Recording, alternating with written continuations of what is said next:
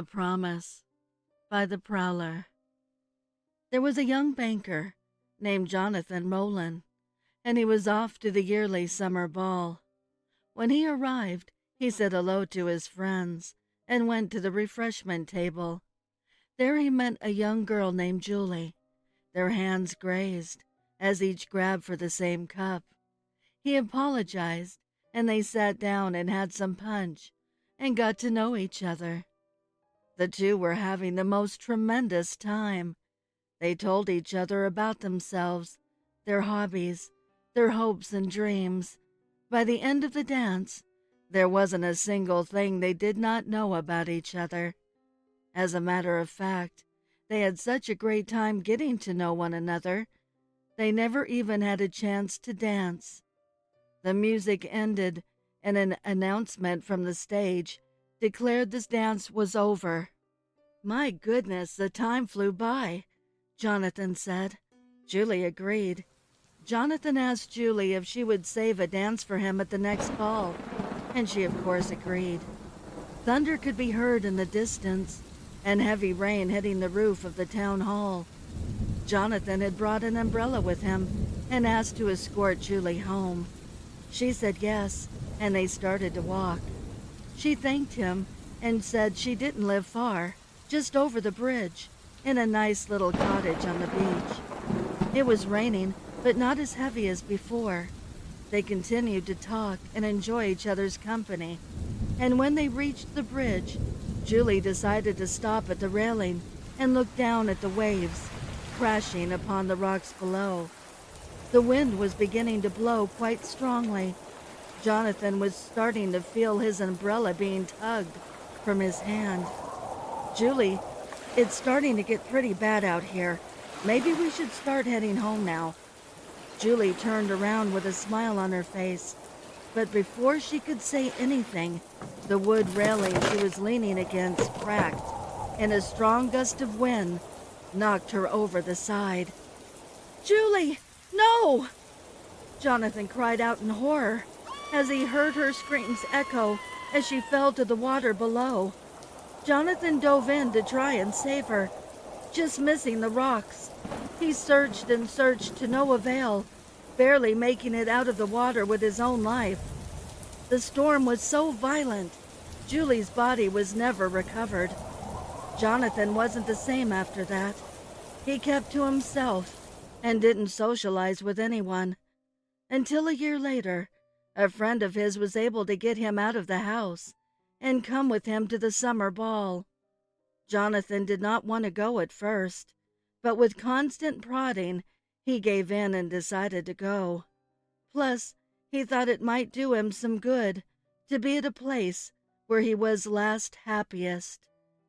When Jonathan arrived, he sat down at a table with his friend, but was quickly alone when his friend got up to ask a lady to dance. Jonathan sat alone for a few minutes, and then got up and headed to the refreshment table. He reached for a cup and grazed the hand of a young lady. He raised his head to look at her. "Oh, I'm sorry, madam. I didn't mean to." When he saw her face, his jaw dropped. It was Julie. "How? Julie, you're dead," he said, trembling. "I saw your body hit the water.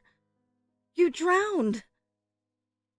"Yes, Jonathan, but I promised I'd save you. A dance."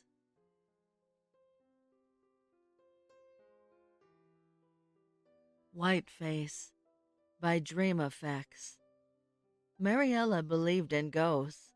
She had grown up on warnings of La Llorona and El Coco, and her grandmother always swore the spirit of a nurse had saved her life once. As long as she could remember, she'd believed such otherworldly things existed. So she wasn't surprised when a low moaning drifted through her window one night. Not surprised, but terrified all the same. The cries raised in volume and pitch, sobbing, then screaming. Mariella huddled under her blanket, too frightened to move. Only her eyes peeked out, glued to the window. "Don't come here," she pleaded silently. "Please, don't come here." Lightning flashed, illuminating a white face pressed against the glass. Its dark hair hung ragged, its mouth poured blood, and its black eyes locked with hers. Mariella fainted. She woke early the next morning, exhausted but alive. Too many scary movies, she thought, as she buttered a slice of toast. In the warm light of the sunrise, she easily dismissed the previous night as a dream, munching her breakfast contentedly. Until sirens tore through the quiet morning, red and blue lights flashing outside. The pounding on the door brought back her terror. She let the police officers in, her last bite of toast going down like gravel. Yes, she believed in ghosts, but the words the officers spoke were somehow less believable. The victim. Tongue cut out. Found outside your home, ma'am. Another soft moan cut through her daze. Except this one, she realized, was coming from herself. I escaped from a haunted movie theater by TheBatBelfry. My friend Jake and I were shopping for our costumes at the Halloween hut. He kept babbling on about some guy who found a creepy cabin in his basement. There is an old folk tale about a witch who builds her house inside your home. People think the witch was the one responsible for the cabin, Jake explained. I didn't really pay him much attention. Jake loves his scary stories, true or not. We paid for our costumes and finally left the store. It was a dark night, and the costume store lied in an area with little to no buildings. What little light there was came from lampposts scattered around the parking lot. A good handful of them flickered on and off. I started walking towards our car when suddenly Jake called out to me, "Hey, Matt, look, the movie theater's open." The movie theater was indeed open as I glanced over to it. 2 spotlights shined over the front of the building, illuminating the giant worn-out posters. "Jake, it's 2 in the morning. It's Friday night. A quick horror movie won't kill ya." I sighed and reluctantly followed him to the ticket booth, standing outside the front doors. A creepy-looking man greeted us at the window. Good evening, young lads. Ready for a unique cinematic experience, unlike anything you've lived? He spoke a little funny, but I was more taken aback from his appearance. Rotting flesh, missing limbs. Had it not been the last days of September, I would be running to my car right about now. "Nice zombie costume. The theater let you guys dress up?" Jake asked.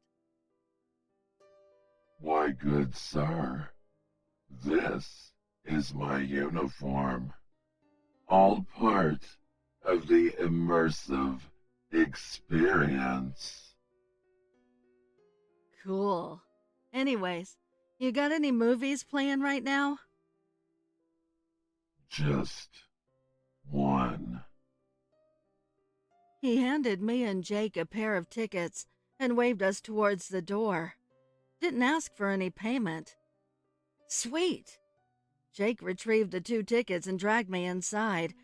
The lobby looked old and like it hadn't been maintained at all. We approached the counter where another similar-looking zombie-esque employee waited. "How may I serve you, fine gentlemen, this evening?" "A large popcorn and 2 sodas, please," Jake ordered. Jake usually ordered nachos and candy, but I guess he was just trying to get into the auditorium as soon as possible. We took our food and headed to Auditorium 8. The hallway had the usual red carpet and posters filling the walls, all for movies I've never seen or heard of.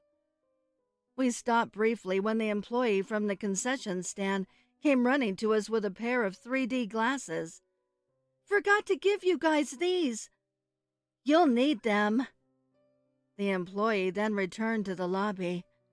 We stepped inside the auditorium and took our seats in the middle. After a few minutes, without playing any ads, the movie starts. A giant lake surrounded by trees in the night appeared.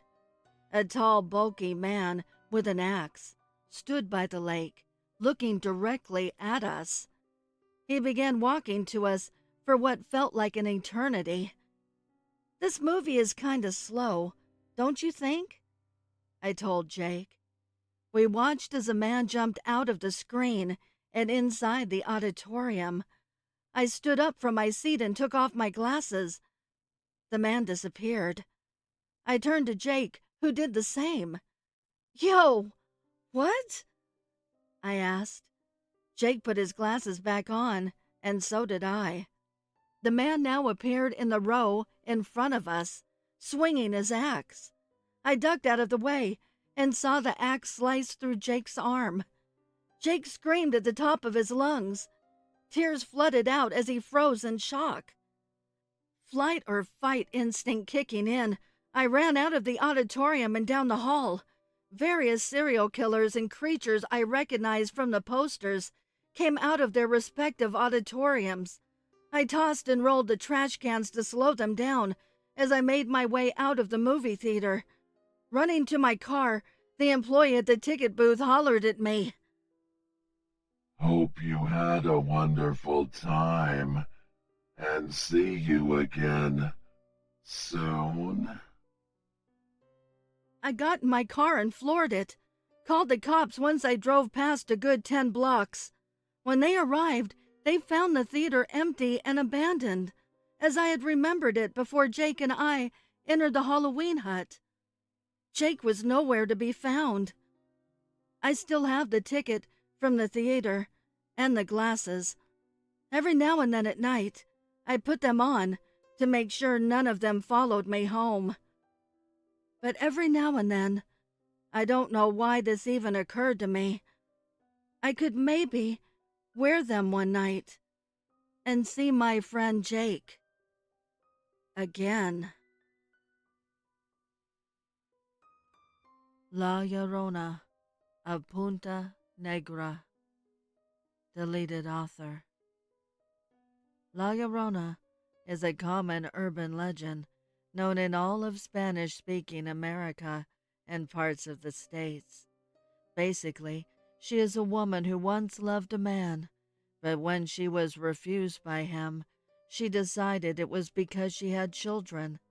The story goes that she quietly took her 2 very young children to an irrigation ditch to play in the water, then calmly took them deeper and deeper in, and quietly held their heads under until the ripples and thrashes stopped. She ran, soaked and disheveled, to the man and confessed, thinking he would agree to marry her finally.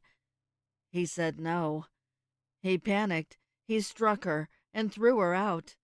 On her way back to her small house, she passed the ditch, saw her drowned children, and lost the last shred of her sanity.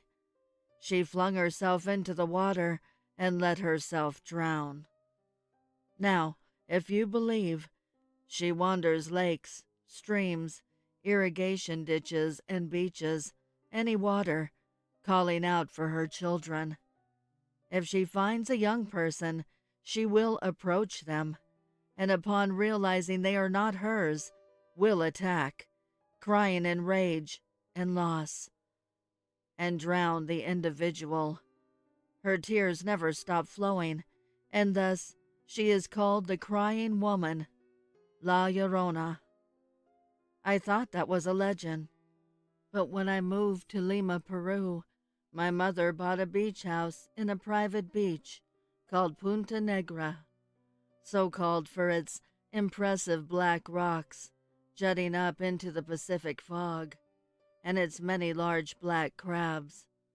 Most families in Peru with decent income are members of country clubs, have beach houses, and so forth, so the beach was only occupied by older people and their visiting relatives. This is why I was surprised to see some teenagers diving from some taller rocks into a small canal where the water is turbulent, without supervision, while I was sitting outside my house with my mother. We were saying how they were going to get hurt, and how typical it was for these teens to be acting stupid in front of the one girl present. I went back inside after one jumped again.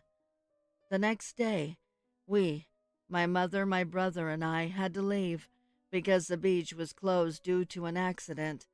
A boy of about 17 years old had drowned when he hit a rock head first, diving in the canal the previous day. I was shocked, of course, because I probably had seen him jump and just left. When the beach reopened, the three of us went back for the rest of the week, but I was uneasy.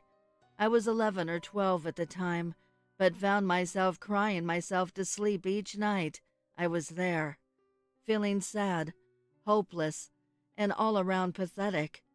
It wore off during the day, so while some cousins and a military friend were chatting with my mother, I went for a swim. Suddenly, it all went black.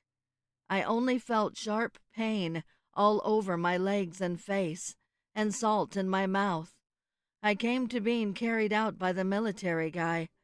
My mother, not a frantic person, explained that the waves had gotten suddenly fierce, and I had been slammed into one of the rocks, which was covered in razor-sharp mussels. Luckily, the salt water all around had prevented scarring from the jagged cuts. At this point, I started to feel not only depressed during the night, but at all hours as I was at the beach. I also began feeling terrified for no reason. The only place I felt safe was in the patio space behind the house, which was also the only place in my house without a view of the ocean. My family also began noticing odd things, especially my mother, who I believe may be a practicing druid.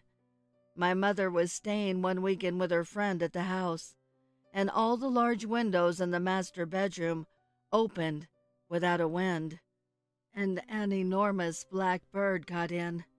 My mother hated birds, so this shook her. My brother also suffered. He was 14 or 15, and more than once got into his bed only to find those large crabs and cockroaches infesting his sheets. He hates anything resembling a spider, so I'm sure the crabs gave him a small heart attack. As the summer came to a close, we decided not to use the beach house in the next summer, but my father had arrived from his tour of duty and insisted we use it and stay for the entire summer, which in that area is about 2 months. I protested heavily, but to no avail.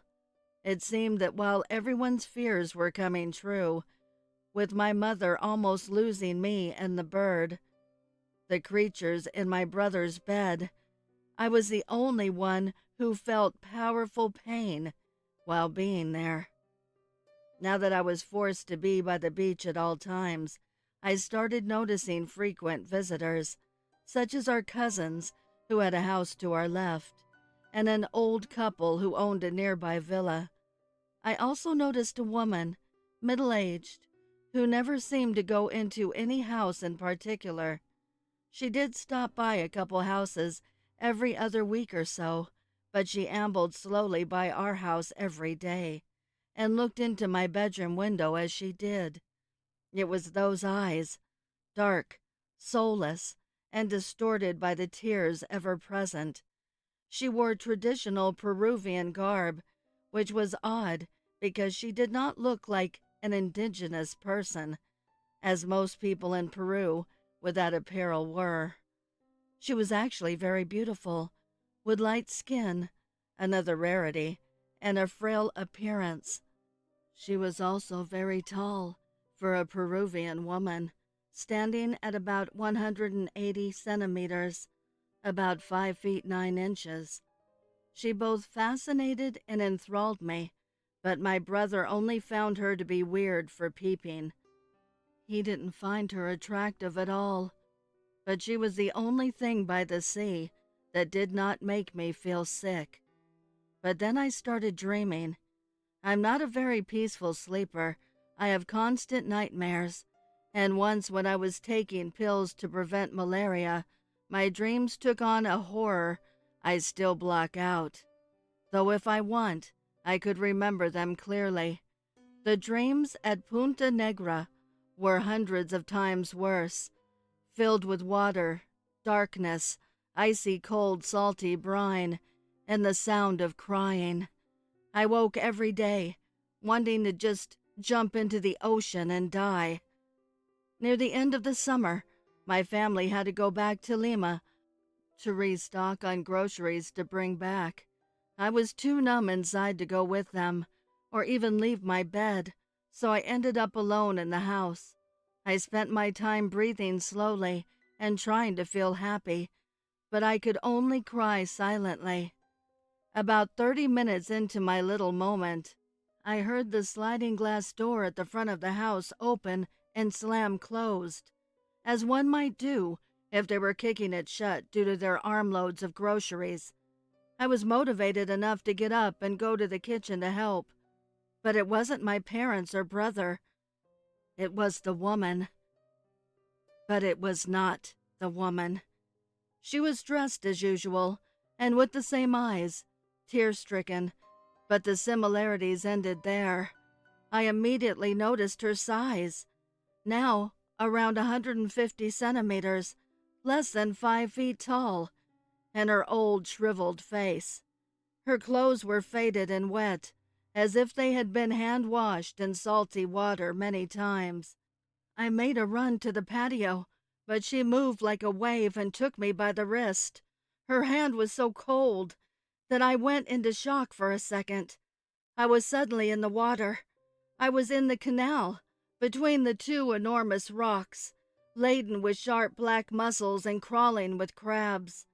I tried fiercely to escape, but I was also buried in the sand, up to my thighs, and caught in a surge. In those moments, I experienced perfect clarity on the situation. The boy before had been pulled under by the woman, taken up in the surges of the canal, and beaten by the rocks. A natural death trap. It was the woman who had tortured me and induced tears, who had terrorized my family, and who previously had flung me into the waves to be crashed into the rocks. Now there was no escape. I admit that I let myself be overcome in that instant. I gave up, and my tears stopped flowing. Before I let go and all faded to black, I had her beautiful image in my eyes. I woke up in Lima, in my bed, in my room, in my normal house.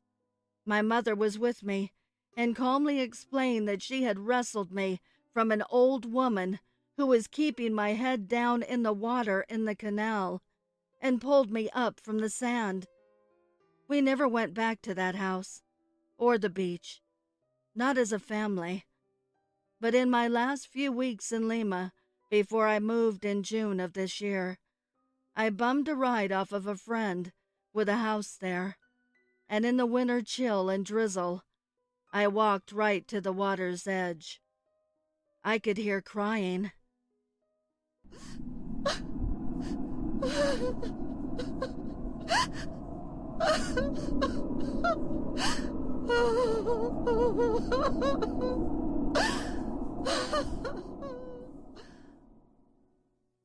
But I was not afraid. I looked behind me into the fog and saw her, La Llorona, clad in soaked traditional clothing, crying and making her way not towards me, but towards the adolescent boys playing soccer loudly on the sound, disturbing the church bell's ring from a nearby slum. I knew she had moved on, and so had I. I fought and lost to La Llorona during my stay at a beach house, but was saved by my mother. Highway 15. There is an old stretch of highway in the Nevada desert that is out of commission officially, but is still used by locals for shortcut purposes. Old Highway 15 was its number designation. It was decommissioned in 2007 when a brand new, more direct highway was constructed connecting the northern and southern parts of the state. It was one of the first highways constructed in the state, making it old and in constant need of repairs. Also, with a stretch of highway that old, it of course has seen its fair share of carnage and gore, fatalities, accidental and non, murders. It's all happened on Highway 15. The highway has developed quite the reputation as being haunted, not just the most haunted in the state, but in the entire country as well. If you ask locally, they will say that was the real reason the highway was closed. The highway, being as old as it is, has many ghosts that people have come across and have claimed to have seen. The ghosts, spanning many different decades from many walks of life, can usually be seen when the sun sets over the desert horizon. There's the woman in white. Funny enough, there always seems to be a lady in white. Many different roads in many different cities and towns have one. The lady in white on Highway 15, however, is said to have met a horrific demise. One night, in 1963, her car blew a flat tire. She pulled over right away and began to repair it herself. The tire jack must not have been put in properly. It was pitch black out after all. Or maybe the device was faulty. Whatever the case, the tire jack snapped loose and the car smashed back down to the ground, startling her. She fell backwards onto the highway, and as she tried to get up, a speeding car ran over her skull, killing her instantly. Her name was Julie. You might see Julie, the lady in white, if your car gets a flat tire and you're trying to fix it on the side of the road. But don't be afraid. She's only trying to help.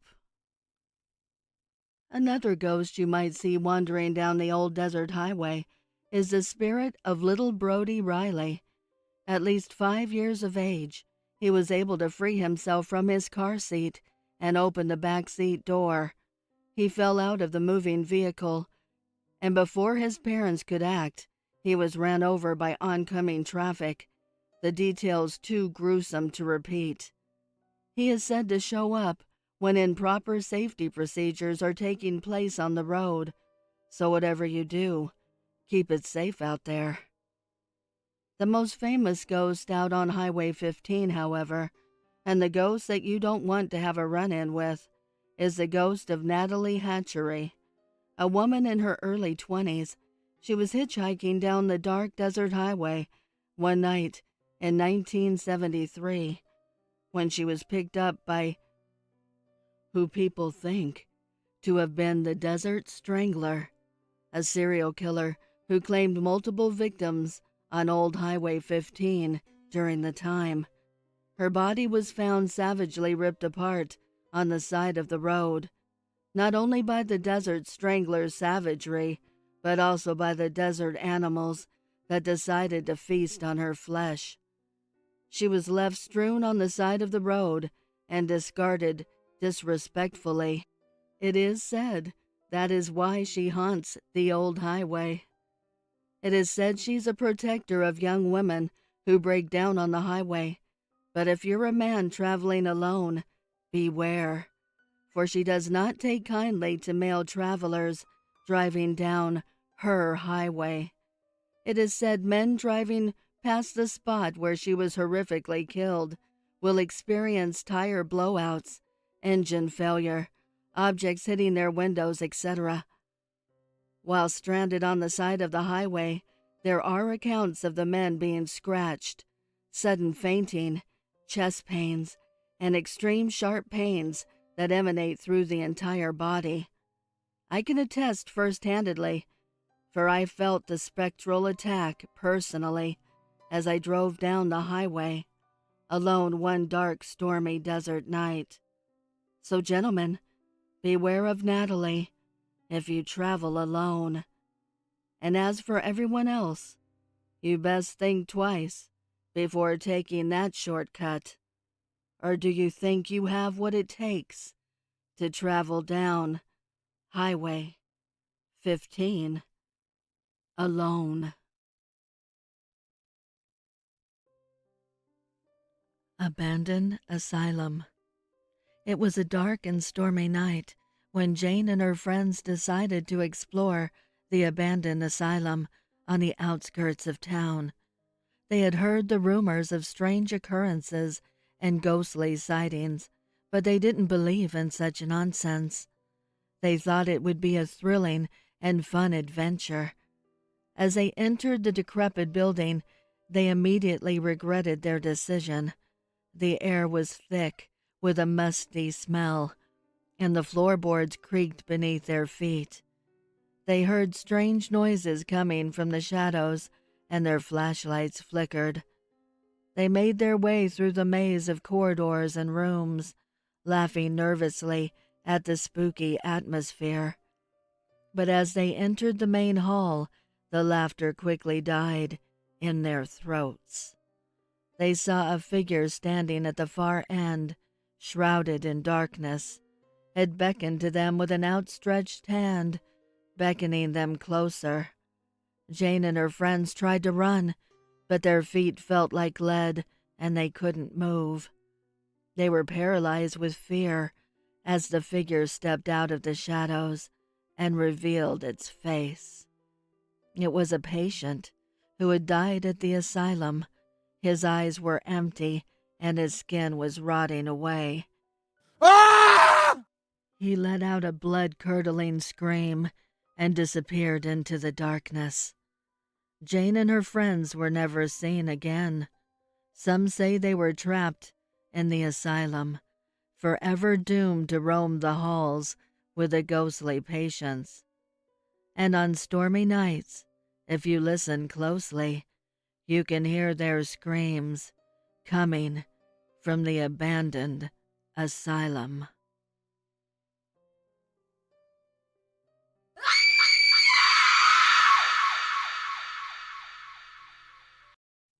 I would like to give a heartfelt thank you to the special friends of the channel for your overwhelming generosity.